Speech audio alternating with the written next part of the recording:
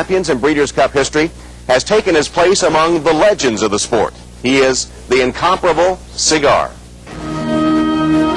As a 3- and 4-year-old, he was as ordinary as a nickel cigar. But he had Bill Mott behind him, the trainer who put Cigar on dirt and gave him the chance to be a winner. And Alan Paulson, the millionaire owner, who was given Cigar as a gift from his wife. Here comes Cigar, uncorking his belly. Cigar is forward. Cigar opening up the mid stretch. Cigar led by a length. And Cigar past the 16th hole. Cigar's perfection has given life to the dreams of these two men from the Midwest.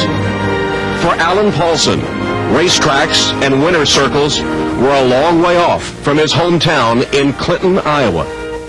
I was on my own 13, and my mother was in a sanitarium, and my mother and father was divorced, and my father had left and went to the West Coast, and I worked locally for a couple of years in Clinton, Iowa, my hometown, in a family hotel where I used to mop the floors and clean the bathrooms and all that and go to school. And when I was 15, I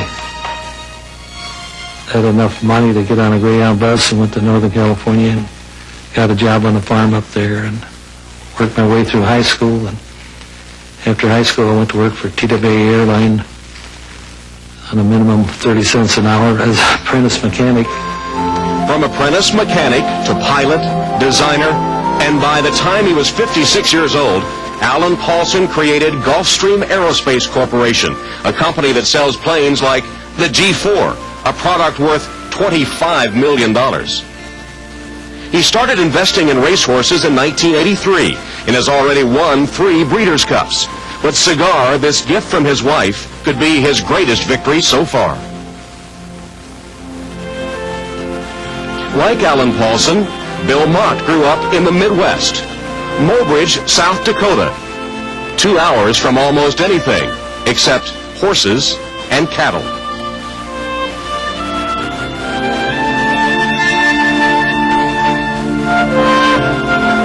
I think the only thing I ever thought I might be is a cowboy of some sort. I never could imagine myself training racehorses at Belmont Park.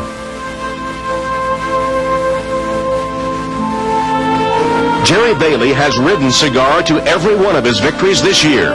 He cares more about Cigar's record than his own 4th Classic win. The trinity behind Cigar: quiet, humble, and pinning their hopes on a horse who has been anything but ordinary.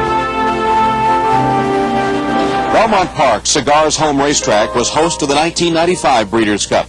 Cigar was seemingly invincible, entering the race with an 11-race winning streak. But there were plenty of challengers to the King's throne, and the main threat was thought to be from Sheikh Mohammed's European racing empire. Halling had his own winning streak of 8 races, but he had never run on firm dirt tracks like the one at Belmont Park, like the one Cigar had dominated so thoroughly. Cigar was the prohibitive odds-on favorite for the race. A victory in the $3 million Breeders' Cup Classic would make Cigar a shoo-in for Horse of the Year honors. Here's Tom Durkin with the call. And they're off. French deputy Star Standard strikes out for the lead immediately, and he is aggressively ridden here. Star Standard to the lead, and Cigar is keyed up today. Very competitive, and he's right up there close for the inside Le Carrière. They make the bend toward the backstretch. Star Standard leads. Le Carrière pressing on the inside. Jerry Bailey with a hard hold of the pent-up power of Cigar, restrained in 3rd. Peaks and Valleys in the clear on the outside 4th. Unaccounted for is 5th. French deputy from off the pace today. England's Halling is now 7th on the outside. Tinner's Way is next. Then it's Solo the Matter, who's down on the fence about 9 lengths from the lead. Jed Forrest and Concern is just where he was last year at this time. Last, about a dozen lengths from the front. The opening quarter went in 24 1/5 seconds. Star Standard on the outside. Le Carrière pressing for the lead with 6 furlongs to go. And Cigar wants to go to the lead, but Jerry Bailey says no, not yet.